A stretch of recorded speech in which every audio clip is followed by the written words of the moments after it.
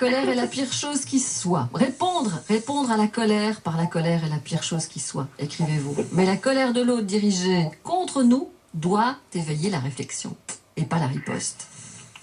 Moi, c'est ce que je pense, oui. Parce que si on réplique, si dans la colère on réplique par la colère, c'est une escalade. Ah oui, ça, et ça peut amener à des choses beaucoup plus compliquées puisque l'autre est dans une émotion tellement forte qu'il n'arrive pas à...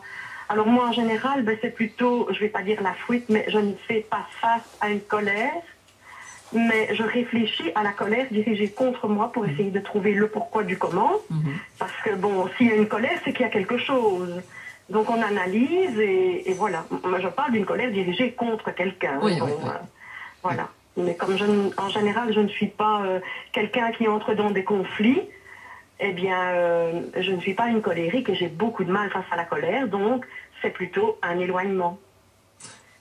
Alors ça c'est Plutôt intéressant. un affrontement. Oui. Oui, tout à fait. Donc c'est intéressant en fait parce que c'est bien connu en psychologie, c'est que l'agressivité attire l'agressivité. Mais Et oui, alors on oui. monte dans les tours comme ça et puis on voit d'ailleurs à des réunions au niveau professionnel que à la limite c'est presque les gens sont en train de se taper dessus. Hein.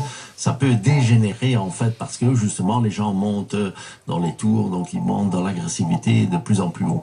Alors c'est vrai que c'est un des outils, donc c'est d'être capable de se mettre ce qu'on appelle en métaposition. En méta, ça veut dire au-dessus d'eux. C'est-à-dire que je suis en train d'observer la personne et moi-même, en train d'interagir. Donc en PNL, on apprend en fait ce genre d'exercice. Et donc on prend de la distance.